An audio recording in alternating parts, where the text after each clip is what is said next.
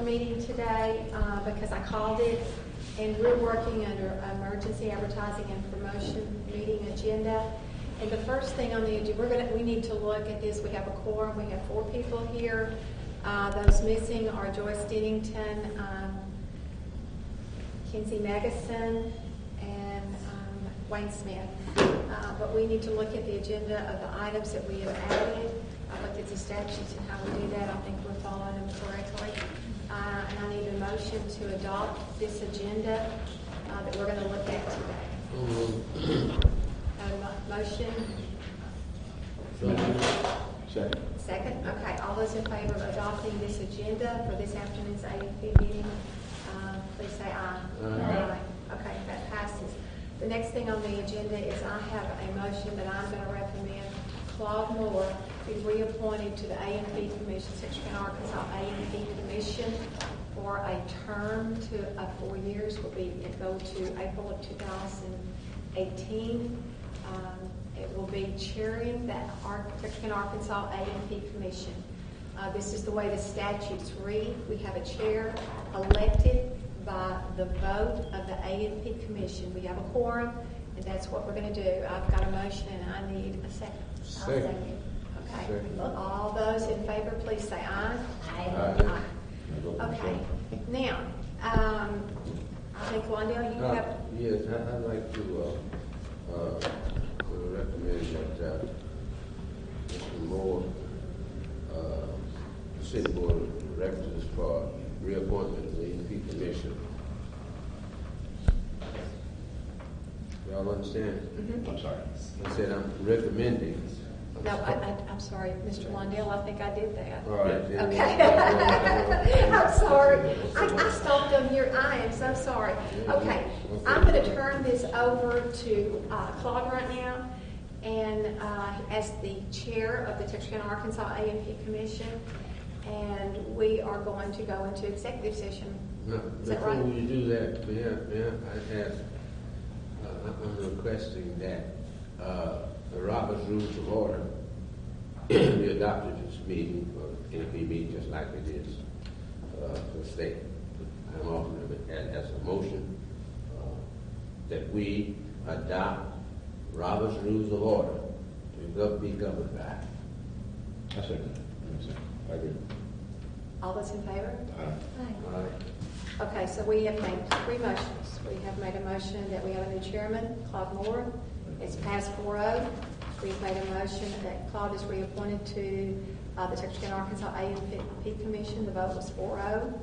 And Londell Williams has made a motion that we adopt Robert's Rules of Order from now on to be used at the AMP meetings. And it was voted 4-0. Please let the minutes... And I think, Eric, we're doing video minutes today. Mm-hmm. Okay, please let that show that all 3 of those passed 4-0.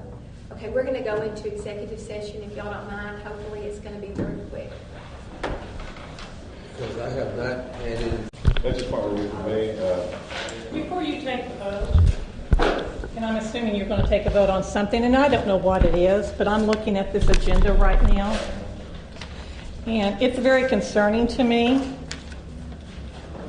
that the sneaky, and I don't know, and time will tell on that after I get through with this speech, the way that this is being done. I'm sorry, I'm going to go ahead, Miss Debbie. The way that this is being done, I would like to ask, when Mayor Smith tried to call a meeting, when was that, Claude? About how long ago was that? Do you know when he tried to call a meeting? Was that a week or 2 ago, Deborah? Do you all remember? Do what? You haven't talked to... When was that, Debbie? Do you know when he tried? I think you were out of town. I think that can be verified. Debbie, are you the one who has come up with this agenda to replace and become a new chairman for the Advertising and Promotion Committee? I guess that's to elect a new chairman for the Advertising and Promotion Committee, which I would assume right now the mayor has always been recognized as the chairman of the AMP Commission meeting for how many years, Debbie? Do you know that? Well, that's what I was about to explain, but if you give us an opportunity to take care of this. All right. If I'll finish my speech, then you can, and then I'll sit down. Okay. You're asking questions that I can answer, but you're not giving us time to answer. Okay. The governing body the definition of a governing body when you had the last special meeting that you had called before that, or no, the regular meeting, to look at the name of a new statute where you said the governing body. That's very much in question on that definition of who the governing body is. And I'm just going to admonish you guys to be very, very careful here. When you, on this agenda, it's saying to discuss the current positions of Joyce Dennington and Kenzie Megginson. I'm not sure what is upsetting to you all about their positions, but I do know that, Debbie, you and Claude, your positions were up in March. And I do know that in order... Well, this is not for now. This is out of order. I'm so sorry. I want to go on record. At this point. I want to go on. You are out of order. Okay, I want to go on record that I think this meeting is very much out of order. Thank you. Okay. The things that were for our discussion in the executive session first was the attorneys that have a letter that was actually addressed back to us that we are actually going to take up second representation from the Jim Wiley firm on Monday. They'll actually come in to actually do a presentation for us. We were actually turned down by the Smith Weber Law Firm to represent the AMP Commission in lieu of our lawsuit. And the other subject that was addressed was we do have a letter from the citizen complaint that was filed against the AMP board, and concerning some of the things that she just addressed. One of them was, it states, as a citizen of Texarkana, Arkansas, I'm requesting the immediate removal and replacement from the AMP Commission of Joyce Dennison, who is no longer eligible for a seat she holds because she's no longer owns or manages a restaurant. I'm also asking that Kenzie Megginson be removed immediately from the AMP Commission and replacement as appointed because she was unpardoned, convicted felon, and she qualified for the seat that she occupies on the commission. And if they cannot be removed, I would request a written explanation to why these reasons are so. Jimmy Smith. So we are going to make a response to that as soon as possible. As far as the AMP is concerned, our hands are tied. We don't actually have a position in this. We cannot either vote people on or take people off. So we can vote on that. we can vote people. We can recommend. We recommend. We can recommend. That's where we stand for our discussion. Okay. We're going to do citizens communication. I think we've already done that. So, is there anything else? Is there any questions about anything? Do we have any other citizens who want to talk?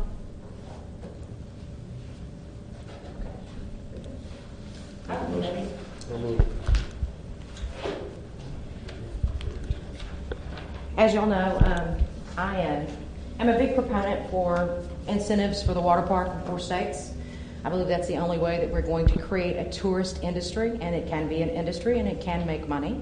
And basically you can fix your own potholes with your own tax dollars, or you can have visitors come into your city and pay for those potholes to be fixed. I'm also in favor of the hamburger tax that has been questioned by some. We already have tourism. We already have people who stop on the interstate and buy a lot of food in this town. Anytime there's a 4 states event, we have a lot of people who are spending the night in hotel rooms.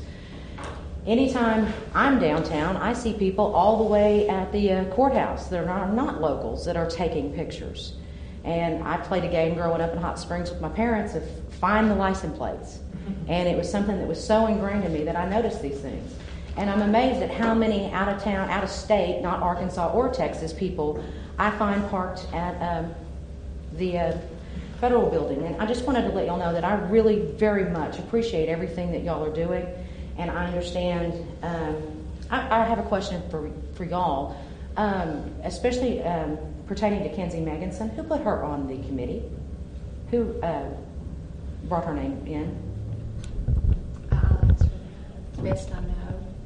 It was done by the Texarkana, Arkansas Board of Directors without a recommendation from here. But the procedural part of it is I don't know all the procedure part. I know that it was the only application maybe that was given. Mm-hmm. We have statutes, regardless of whether intent has a lot to do with it. I don't think she seems like a very nice young lady. Right. Was it done? Did y'all vote on it and the city board voted on it? So there is procedural issue with that to begin with. Okay. Well, do you have any reason on why we haven't been able to straighten that out? Is there some way that we can get past this, move on, and try to build these two cities into something really neat? Because there's a lot of synergy going on on both sides with revitalization, and Texarkana is on the map, not just for all the drama that has gone on, but for good things that are happening. And we have a lot of developers who are interested in redeveloping downtown and other places in the city, and I want to see that continue. I agree with you. I think that there's something I've been working on for the last couple of weeks that I'm going to bring forth probably for the next city council meeting, and it's going to be a comparison of actually both cities. It's a comparison of exactly what Texas has done versus what Arkansas has done. And I think that's really been a drop ball because we've only seen one side of the story. Yes. And when we compare our A&P taxes on the Arkansas side versus what they're paying the A&P tax on the Texas side, I mean, our numbers are very, very small. And when we look at the money that was allocated towards their convention center versus our water park and convention center or our crossroads development, it was very minimal as well. So once we can compare the two and see what we're actually spending, we didn't spend any money versus our sister city. So a lot of this generated complaint that's been between the two is really a big misunderstanding that needs to be clarified for the public. The people really need to know the truth. So once they can see both sides and what they've actually done, everybody have a clear picture, they can make their own decision at that point. Let me ask a question. On the money that's been spent regarding this matter, we talked about $750,000, $1 million, whatever. What does that actually come out to be? The amount? 30 cents? Oh, for the breakdown for Arkansas? Yeah. You're probably looking at Arkansas. We spend 3%, right? 3% is what the actual tax is. 3% hotels, 2%. Yeah. It's actually, but the actual taxpayer, usually consumers, actually only paying 3%. Bottom line. You got 1.5% that actually goes, 10% goes to the state. The 2% on the back actually comes to Texarkana on the backside. You get a 1.5% out of that, so you get your 3%. Out of that 3%, that equates to about 30 cents for every $10 that you spend in Arkansas. So, in my restaurant, for example, I charge $7.25 for a 10-piece wing. It comes up to $8.12, right? I get my $7.25. The $8.12 belongs to you, which is your money that you spend to economic development for your city of Arkansas. Exactly. So it doesn't cost me a penny. Is there any city around here that doesn't charge a hamburger tax? Or I mean, there are probably some, but I don't know. There's not. Louisville? There's not a growing town that does not have either a hotel, restaurant, or one or the other.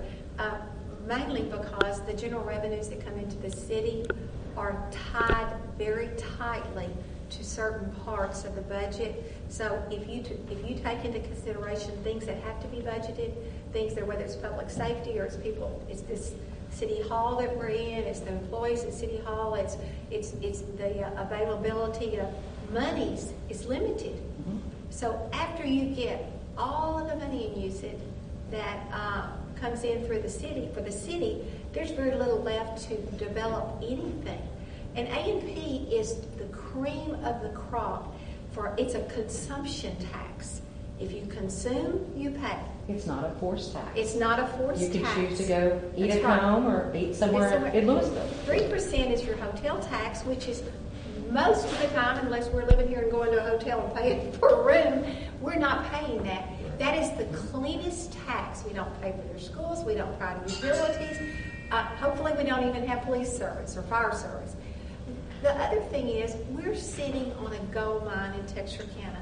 The top groups of people that come into Arkansas come from Dallas, and they come from Houston, and they come south from Louisiana. Mm-hmm. We have the largest in numbers of cars, the largest in number of people of any welcome center in the state. And I think we talked about this before. If all we do is collect from the people here in our town, we're swapping dollars.